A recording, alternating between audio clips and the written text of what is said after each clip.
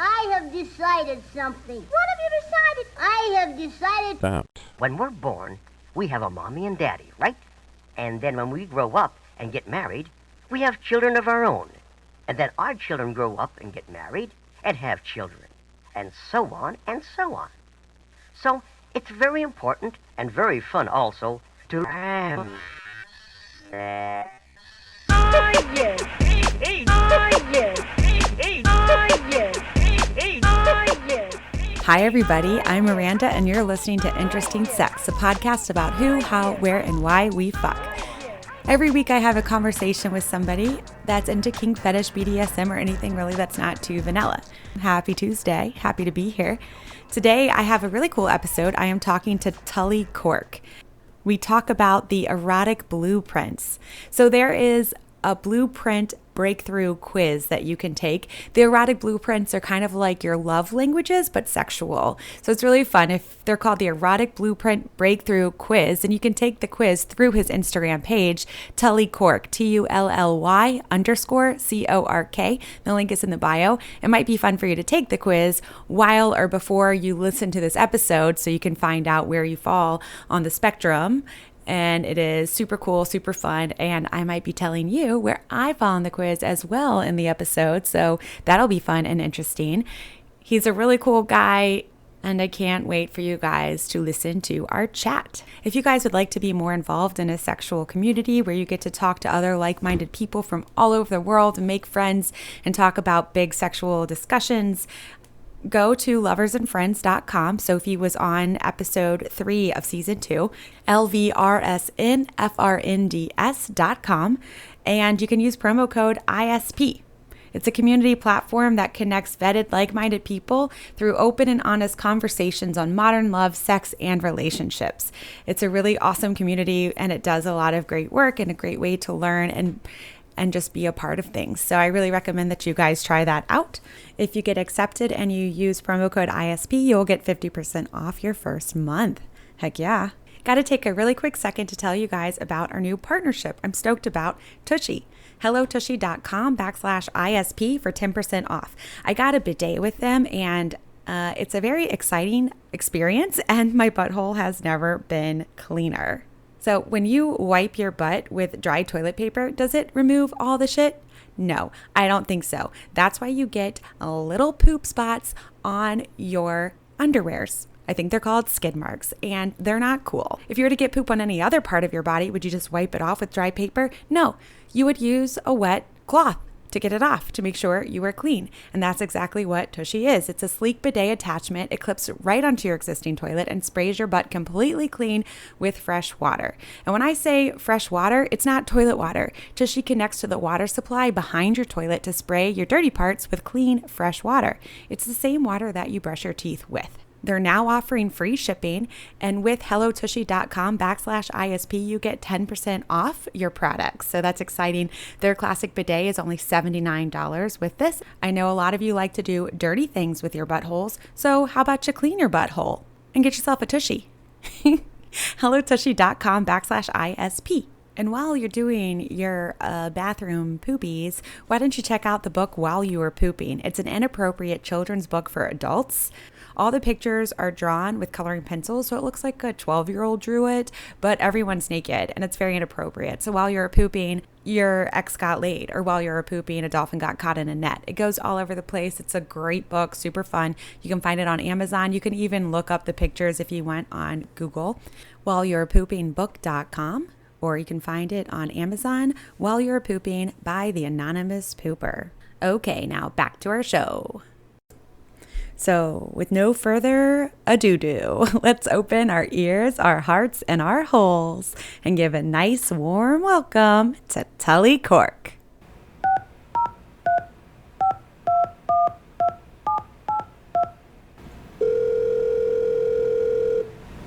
Hello. Hi there. Is this Tully? Yes, Tully Cork here. Is this Miranda? It is Miranda. How are you doing today? It's going really good. How about with you? I'm okay. Good. So let's go ahead and get into this. How do you identify as a person, as a human on the planet that we live on, and how do you identify sexually in that person?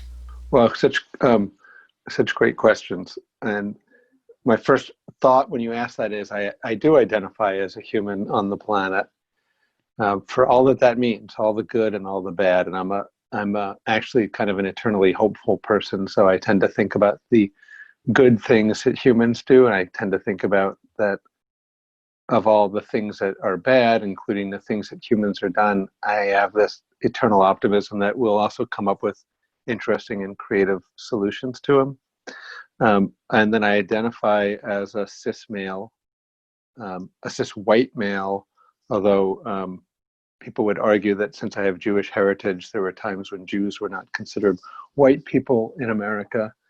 But I consider myself a white, cis Jewish male that is predominantly hetero and predominantly monogamous, but also fluid and is exploring. I would even say I'm on the past curious and into it, the adventurous side as far as my sexuality goes. What do you think has made the difference between curiosity to the adventure? That's a good question. You ask great questions. Thanks. I got past it sort of through some dramatic changes in my life situation, but it also, I think I got past it by deciding that I was worth expressing my desires out loud, whether I could have them or not, but so that I could express them. I don't know if that makes a lot of sense, but I was in a monogamous relationship for decades.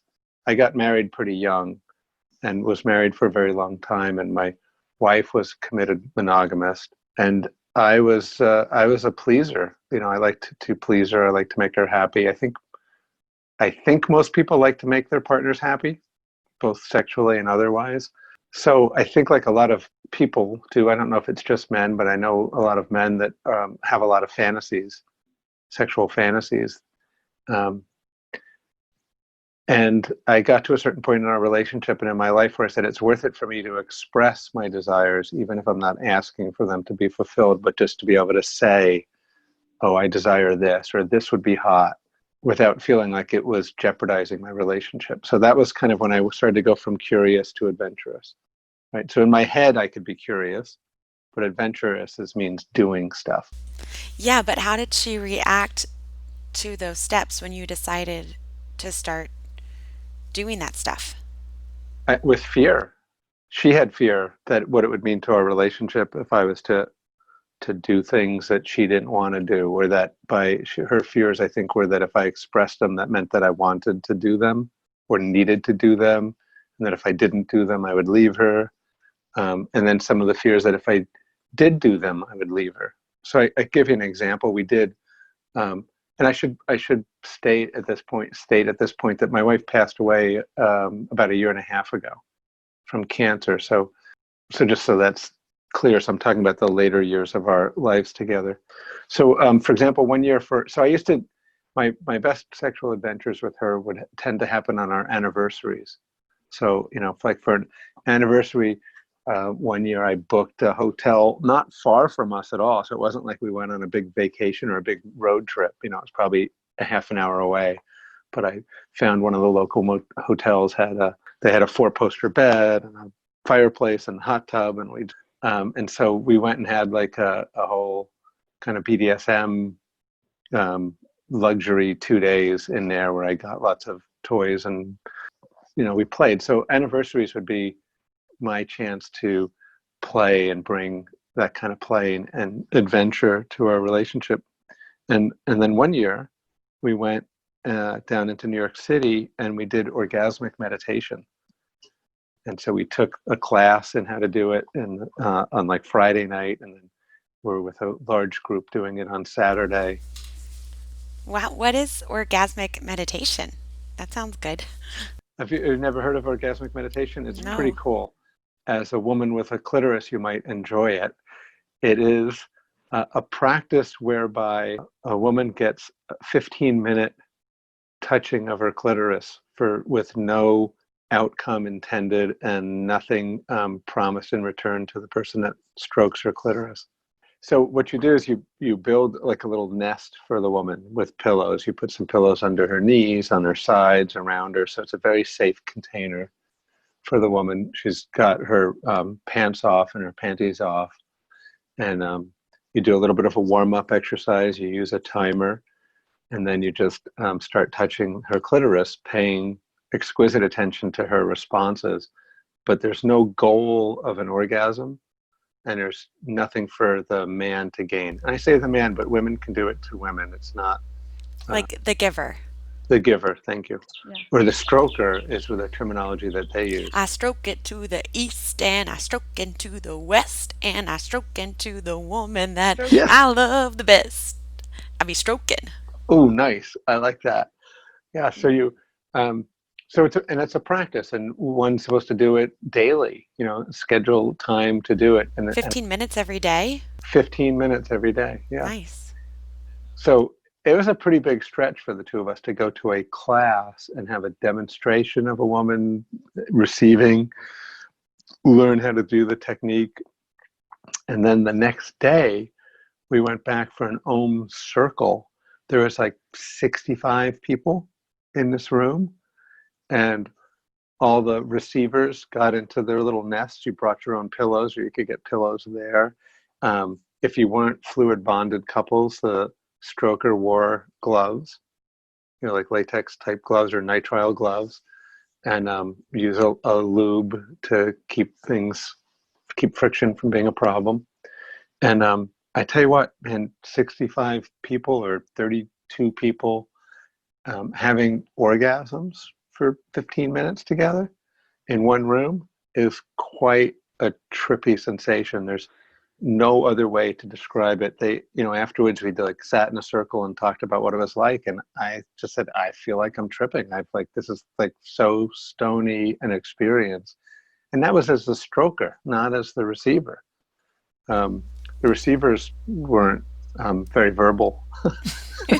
I can imagine. They're tired. There was like still kind of in bliss, I think, is probably the reason for that. So Yeah. why is it called a meditation and an Om circle? What's that got to do? So OM stands for orgasmic meditation. It was invented. Oh, I thought it was like Om, like yoga. Yeah, no, it's OM for orgasmic meditation, and it was invented by Nicole Dadone. But what makes it meditation? That you turn it into a practice that you do daily. That it has you use. That's the first time I ever used Insight Timer back before it became like such a thing. It was just a timer that you could do. Here's that I want to do 2 minutes of warm up, a 15-minute meditation with the 2 minutes of warm down. So how many days in a row did you end up doing it? Don't you hate it when people ask you that question? Yeah, we were intermittent. But for how long? A year and a half, maybe. Whoa. Okay. But very much, I bet she was glad she opened herself up to that idea. yes, yeah. And a lot of men asked me. I tried to talk about it with some men from my other social circles, and I got a lot of snickers and a lot of like, why would you do that? And like, what do you get out of it? And the answer to the question is, it's wonderful to give pleasure, and it actually felt very connecting. So because where you touch and how long you touch, I was doing it based on how it felt, how she felt, and you have to get like exquisitely sensitive, so acutely sensitive to it. It's a super light touch, you know, is like the region from if the clitoris was like a clock, is it the region from 9 to 12 that she likes the best? And like, you know, do you push a little harder sometimes when her body's twitching, or do you lighten it up? So it was very interesting. Miranda, the blueprints have made a difference in my life now. As I look back at those times, I realize that pushing harder on the clitoris might be more of a sexual person's desire, like that would really turn them on, but a very light touch would be more of an energetic person's way of touching the clitoris. What's a blueprint? What do you mean? Yep. So the blueprints is they're called the Erotic blueprints, and it's based on the work of a woman named Jaya, or Miss Jaya. I'm still in the midst of it. So the Erotic blueprints is something that she came up with. It's kind of like the if you've ever heard of the 5 love languages. Yeah. Where people learn how they like to be shown love might be different of how their partner likes to be shown love. So some people like small gifts and others like words of encouragement. And so if you keep doing small gifts to your lover and they don't really care, and you expect small gifts in return, but they want to hear words of encouragement, you both feel like you're unloved, and yet you also both feel like you're giving love. Okay. So the blueprints are like that as well. There's 5 blueprints. They're called the sexual, the sensual, the energetic, the kinky, and the shapeshifter. The differences between them are the energetic is a very light and slow kind of a touch, a person that's very tuned into the energies between people. Energetics are the people that want to merge with their partner. They think of their body as a temple. You know, they think of their bedroom as like a pleasure den. You know, so they use those kinds of words, and they like things very slow, and they don't like to as much get physically close as to feel an energetic closeness. Whereas a sensual likes it to be close with a lot of contact. They like a firmer touch. They like strokes, right? And sexuals just want to get kind of right to it. You know, DTF. Yeah, down to buck. Sexuals are DTF. They're like, you know, they don't call a body a temple. They call a body flesh, or a body they call, a good friend of mine is a sexual, and she likes nothing better than to be called a fuck toy by her lover. Like her body is their fuck toy, and that's what she wants. And it's like, you know, grab the jugs, get the penis in there, and go. And they get right down to business, and it's, you know, it's great. And then the kinky, you know, you can be kinky dominant or kinky submissive, and the kinkies are, they like slaps more and pinches and sensation play. So they're very different. Than the shapeshifter is the type of person that can really play in all the other 4 blueprints, and they can really please people. Like they're great lovers. Like their superpower is that they're great lovers because whatever their lover is like, they can match that. But what they sometimes don't get is they don't get their own needs met because they're so easily adopting to other people's needs. So a shapeshifter could be a little bit more on the codependent side? Well, so yes, but we don't, you could say that, but it's not necessarily that. It's really that, it's also that they like more and everything. Like they're just not limited. A shapeshifter is like, yeah, you could, like, yeah, my body is a temple and I want you to pound me hard. Okay. Right? Okay. So they can want both of those things. So it's not that they're pure people pleasure. There's nothing wrong with any of the blueprints. Right. They're all just different, and they can change. They can change from moment to moment. They're not hard and fast personality traits. They're really just a way of understanding how things turn us on. You already told me about this before, obviously, so I took the quiz. But for those people who are listening and don't know where to take the quiz and they're curious what they are, can you tell them where to take that? Well, is it all right to say that I put a link on my Instagram profile, and if they click on that, it'll take them right to it? Sure. What's your Instagram? Tully Cork. TULLY _CORK. TULLY_CORK. And people can take the quiz from there. Yep, the link's in my bio, and I'll leave it in the bio. So what did you find out about yourself when you took it? Well, I found out that I have shapeshifter is number 1. Oh, that's why I got so upset when I said that shapeshifters have a bit of codependency. Yeah. Don't you be telling me that shapeshifter's no good. I wouldn't. I actually have a bit of codependent issues myself. But secondly, you said... Well, so that's what I was, sensual and then energetic. But I have retaken the quiz in the last couple of months, and it has shifted up towards, I'm still high in shapeshifter, but then right behind it and equal is energetic, kinky, and sensual. Sexual is still my lowest, so that's the one that I have the most trouble with. Like, it's not sexy for me at all. It's not a turn on for me when people just use sexual terms. In fact, my brain goes, that's crass. I don't want that, you know? Yeah. Part of learning about these is also expanding them. It's learning to expand them. Are you still exploring now? Like after your wife has passed, have you been able to find a partner? Yep, I have. I expected to be, after a period of time when I started to come out of that, I expected to um, have many partners for short-term things and learn things and try things. And it turns out I've had like two, and spend a lot of time with my lover now, and she's actually doing the coaching program with me also, and we're having a blast. I couldn't. We're having so much fun.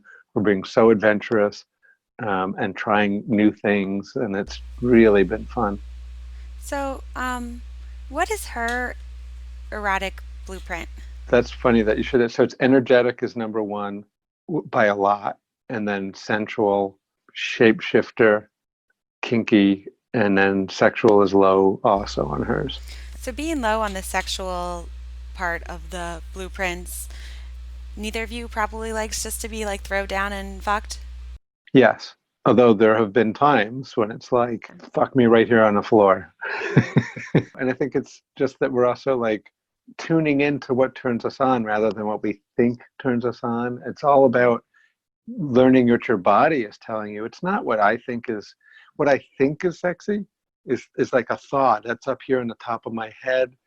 And it's maybe my conditioning from a childhood and or childhood or teenage years, and things you hear, like it's, you, I was raised in a time period when you had to be respectful for women and women's liberation was important and we had to treat women as people. Imagine that crazy idea. And that was conflicting with the idea of thinking of them as sexual beings. That it was really confusing for me growing up. Like, how do I do both of these things?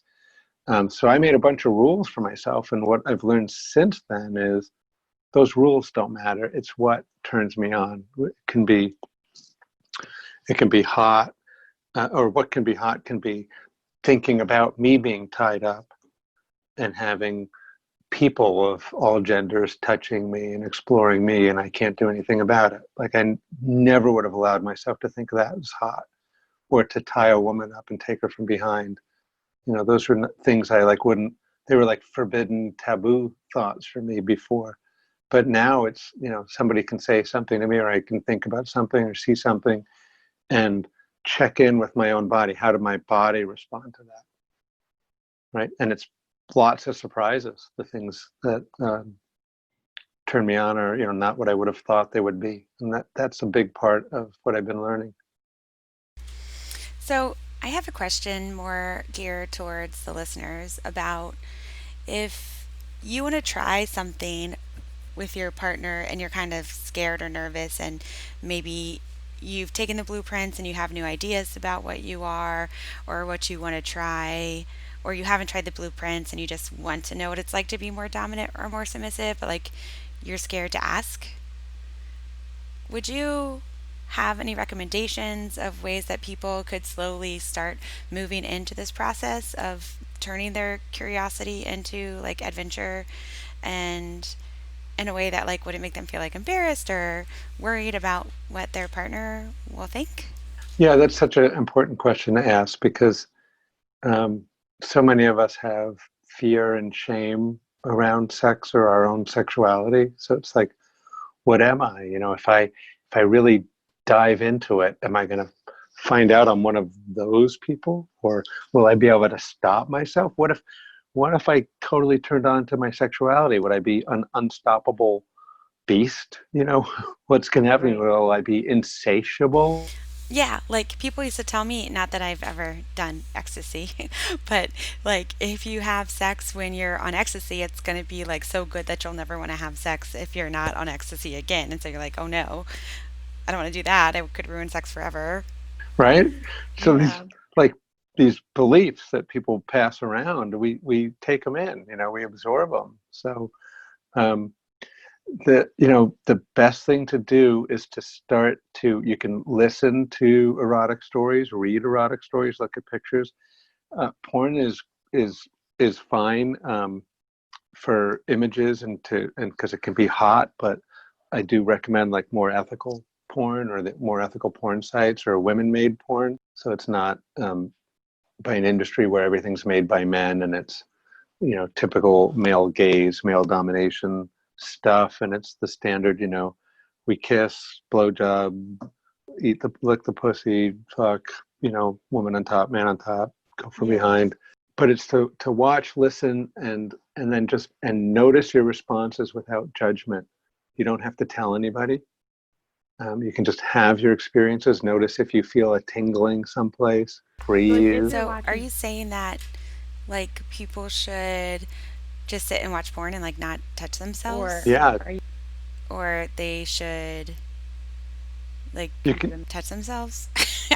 Well, so it's like not not pull down your pants and put your hand on your crotch and then start watching the porn with the intention of having, a Jill off or a jack off session. It's watch it and start to touch when you feel it touching, when you feel like touching, or try not touching it. How do you and your partner decide like what new stuff when you're talking about stuff that you're going to do and like make your scene choices? Like what do you decide that you're going to do that you realize like, oh, I've never done that before and I do want to try that? Good question. My lover and I have had a ton of fun exploring things. I think I mentioned before, I rode over to her place on my motorcycle one day and came in and we were going to go do something. And before I could even get my helmet off, she's like, just fuck me right here on the floor. Don't even take off your motorcycle jacket. That was that was a giant thing for me to do. I would never have done that before. Did it really turn you on? Yeah. Like it surprised. No, at first it was like, what? That's not me. It's a very sexual. That's a very sexual. Come on, like just fuck me on the floor right now. Like what? I'm much more of that sensual and energetic type. So, but as a shapeshifter, I'm like, okay, I could try that. Let's do it. And we had fun. Something similar in the bushes outside of a hotel after a concert that we went to.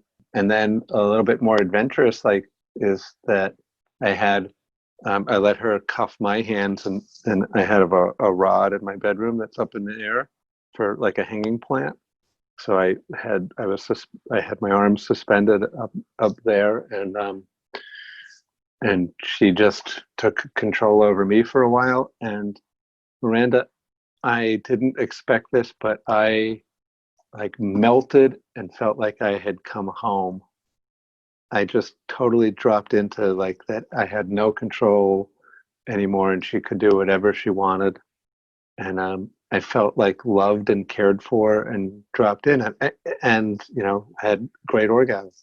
I mean, in a way you could describe it as a kinky experience or a submissive experience, but it was more just a surrender experience. There wasn't like any hitting or anything, but I had to just give up being in control and planning and knowing what was going to happen next and let her do what she wanted and trust that she wasn't going to hurt me, which of course I trusted.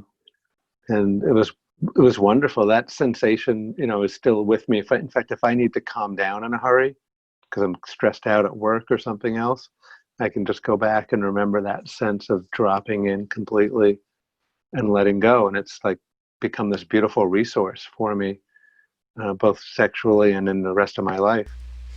So I have kind of a little bit of a personal question, so just let me know if it's too much. Yeah.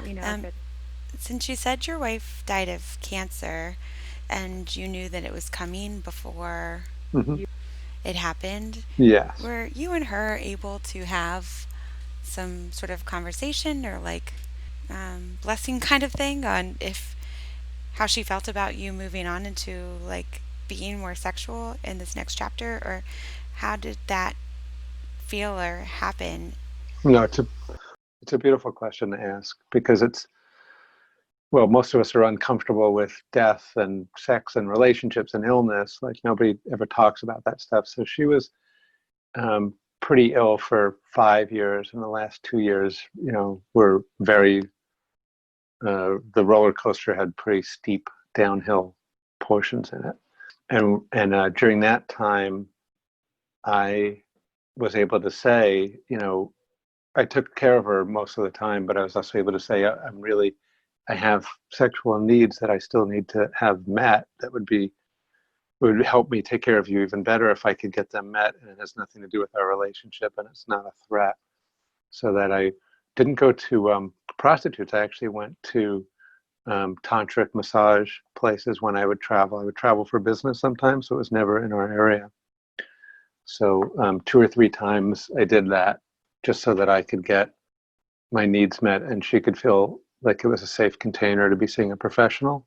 You know, some people would be like, how could you do that if she was that sick? And I'm like, my answer is, I'm as much a part of the relationship as she is. So it's okay to talk about the things that I need too. You know, it's different than, I didn't need to be taken to chemotherapy 3 times a week, but you know, every few months, or really like longer. I think I only went 3 times to see anybody else. So You started learning about all the blueprint stuff, and like now you're coaching, learning to coach on it and everything too.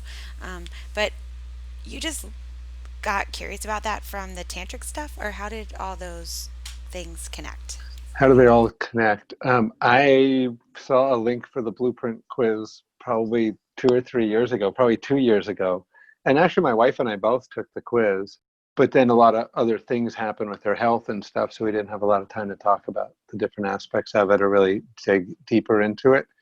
And then last autumn, it came into my inbox again somehow. And so I took the quiz again and really started reading about it. And Do you think that the erotic blueprints are similar to the love languages, as in, like, you can kind of learn how your partner likes to be communicated to sexually and how they like to receive and give, and then you can kind of learn how to do those things for them and with them on giving and receiving? How do you think that works together?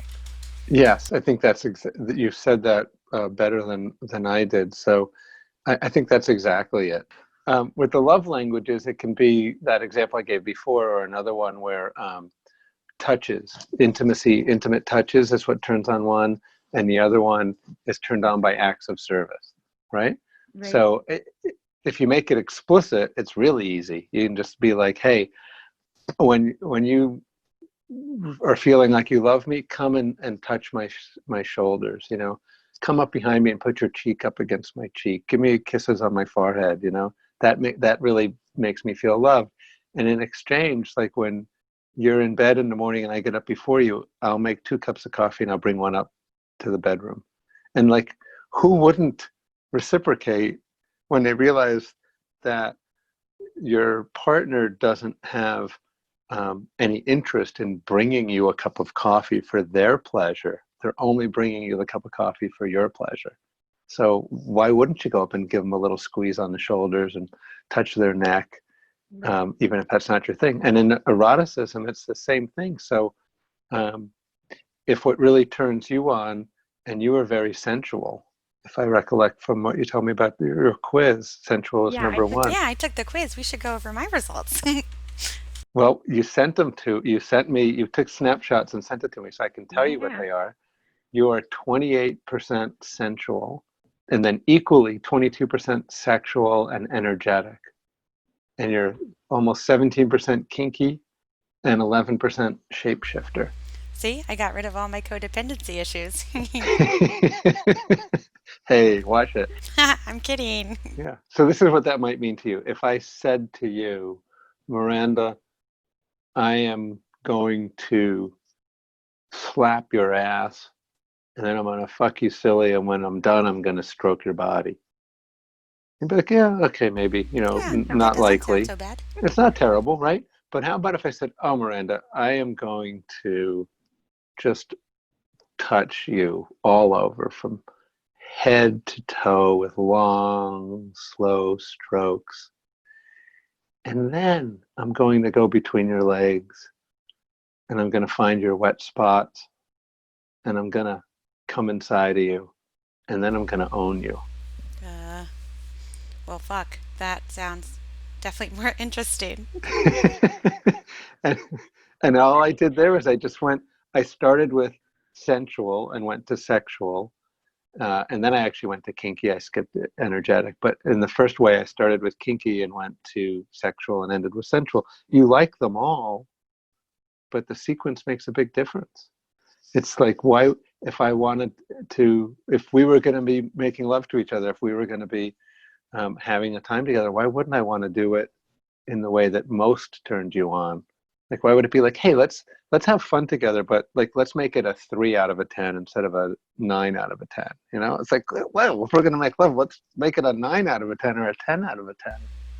Okay, so moving past, say you have a partner that never initiates sex. Like, I know this happens. Sometimes it's my girlfriends that I talk to that their partners tell them they never initiate, or vice versa with men, and the woman already feels like they're starting everything. How do you have the conversation about this kind of stuff without making your partner feel like they're being attacked for not doing things that you want or you need and taking it personally? That's a good question too. I mean, it'll sound self-serving, but it's not. I'm trying to serve you and your partner, or whoever's listening and their partner. You could suggest the quiz to them, because it gives you a place to start talking about it.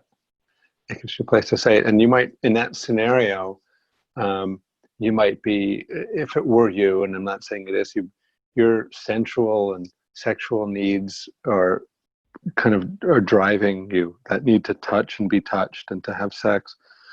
Your partner may be more energetic, and that like, so that every time you come close to them for that long, slow touch, that squeezing touch, that is kind of invading their energy space, and so they move away. So that they need to be approached much differently. They have to be approached from a distance with a slower talk and a lighter stroking, literally stroking, but it can also be done with words.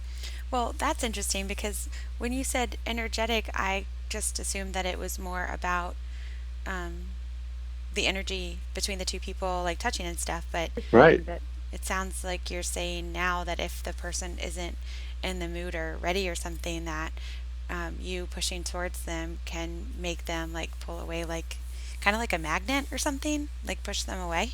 Yes, exactly. It's a repelling force. So the energetics are tricky. They're not. Yes, they're very tricky people. No, they are. You're saying that spoken as a true sensual, Miranda, where you're like, I want to connect with you. Let's touch. And then energetics like, I want to connect with you. Also, let's stare at each other's eyes for a little while. Let's just sit next to each other and then stare at each other's eyes. Maybe hold hands. So kind of that. You might think of it as romantic. It's more of like a energetic in that yogic sense, or a bliss sense, or a tantric sense. It's that energy exchange between them. And once they feel safe, then they're probably willing to go almost anywhere. They want merge. They want to completely merge with you, which would feed your sensual, because what's more luscious and yummy than that complete powerful holding and deep touching inside of each other. But they also want that energetic aspect of it. They want to create their own special little universe and their own little bubble in the bedroom, and it's a sanctuary where you have sacred connections. And it's quite beautiful. And in your case, you've actually are pretty high in that too. So if you feel that in your body just from me saying it, then you know that you can connect with an energetic. And one of the things we learn as coaches is we teach couples to feed each other's blueprints. So you can take turns. You can say, hey, will you feed my blueprint tonight? Yeah, of course. And then you lie them down, and instead of even touching them, you hover your hands over their body, and you get as close as you can without touching. And then you take your hands slowly away and notice whether or not how they respond to that. I've seen people have orgasms with the other person's hand 1.5 feet away from them. So it's pretty incredible once you let the body do what it wants to do, and once you allow yourself to be integrated in to your body and what turns it on.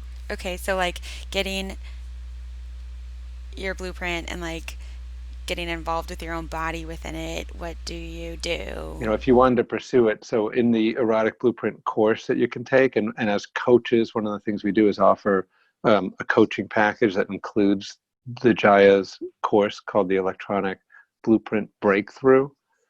and it's an 8-module course, and it has there's videos of people with different blueprints doing self-pleasure within the blueprints. So how does a kinky person do self-pleasure? Well, you might imagine that there might be some slapping sounds and some thuds, right? And an energetic does it with the super light touch. And so you watch these videos, you'll see trans couples that are sexual and sensual being together and how they feed each other's blueprints, and an energetic in self-play.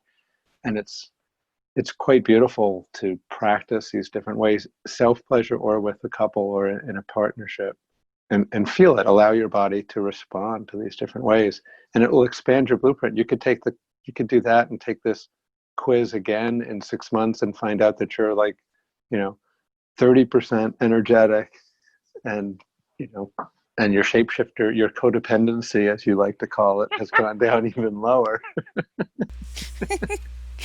Well, the world needs givers. It does. Mm-hmm. It does. It needs givers with boundaries, though. Givers that don't burn themselves out, and givers that are able to receive too. So if we don't know what we like and what turns us on, how do we receive it? Have you ever gotten a 15-minute blowjob? I have, yes. Yeah. And it's wonderful. I mean, I've actually like dozed off in a blowjob more than once because it was just like energetically and sensually, it just sent me into like heaven, like, oh, I'm being cared for and I don't have to do anything. And luckily I had at the time, that lover was someone that I could talk to and say, don't be insulted. I'm loving the sensations. They're not turning me on, but they're like, I'm in bliss. I'm in heaven. Was your penis hard though, or did it get soft? It was hard, and then it softened as I slept, but then it hardened again, and I woke up. So. But she kept doing it even when you were sleeping? This is a new. I'm turning slightly red. This is great. My lover is so awesome in how much she cares for me that and she said she's never done anything like that before in her life. She'll spend a half an hour giving me oral pleasure. And there's a whole region there, right? There's the balls and the taint and the inner thighs. And yeah. Are you okay with your butthole being touched? I love it. People get nervous about talking about stuff like that. They are, right? And that's a shame. Let's assume good hygiene, right? And if we assume good hygiene, there's so many nerve endings down there. It's pure pleasure. And that's another place to practice sensation, just receiving the sensations and exploring the sensations. Is that something that you think people should try on themselves, or that it's better to try first with a partner? No, I think it's a great way to start. I mean, I think almost everything should be tried on oneself first. That's how you find out what you like, and that's how you're able to communicate it to somebody else. Don't insert anything that isn't non-porous. But if somebody's never tried it, Miranda, you could start with a warm washcloth to clean yourself. But slowly, not like I've got to go clean this so I can go play. Sensually enjoy the warm washcloth and clean yourself. Touch yourself through the washcloth, just to feel the sensation there, and the space between the butthole and the for men the ball sack, and for women the opening to the vulva. That whole little area in there is gorgeous and full of sensations. So I wanted to ask you, now that you've started exploring so many new things, what is on your new bucket list about things that you would like to try, that you would like to explore more? So my sexual bucket list, it's such a fun question to ask, because it's I had to give myself permission to have a bucket list that might just be desires that don't have to actually happen, right? But I've never been I had a threesome when I was in high school. I had a couple of threesomes with 2 women. So that's checked off the bucket list, but I would like to be in a group scene. I'd like to be in a scene where there is at least 6, if not 8 or 12 hands all over me, touching me everywhere. That's probably high on my bucket list. Well, I wish you luck on all your explorations, and thank you so much for coming in and telling us all about yourself and your journey. Yep. Well, thank you for having me on your podcast. It's been wonderful. So I will have all this stuff in the show notes below the episode, but also just so everyone knows, they can find you on Instagram at Tully Cork, TULLY_CORK, Tully_Cork, and they can see more about you and they can take their erotic blueprint there, and then they can get in touch with you and see about coaching and what they need to learn about themselves and their partners. Perfect. Yes. Okie dokie. Well, have a great rest of your day, and we will talk to you soon. Bye. Bye. Such a huge thanks to Tully Cork. Don't forget to go on his Instagram, TULLY_CORK. And while you're there, to take the Erotic Blueprints quiz, make sure you give him a follow or DM him if you want to get some coaching or have some questions. I'm sure he would love that. If you have interesting sex and you want to tell me about it or think you should be on the show, send me an email, interestingsexpodcast@gmail.com, or go to interestingsexpodcast.com. I'd like to take a moment just to remind everybody that we are very lucky to get to have sex with who and how we want. Not everyone is afforded that right. 10% of any profits that come into Interesting Sex Podcast go to help stop sex and human trafficking. There's nothing worse that I can imagine than being a child who is sex trafficked. I now have a PayPal option if you go to interestingsexpodcast.com, where you can donate to this show to help encourage me to make more episodes and take more time to make them, as well as to give to the cause. So thank you guys so much for your support. Please keep telling your friends about it. I love this show, and I'm so happy that I'm making it for you all. Thank you to the band 41 Music for this song that you know I adore, 41music.net, and I cannot wait to see you next Tuesday to find out what the pussy drags in.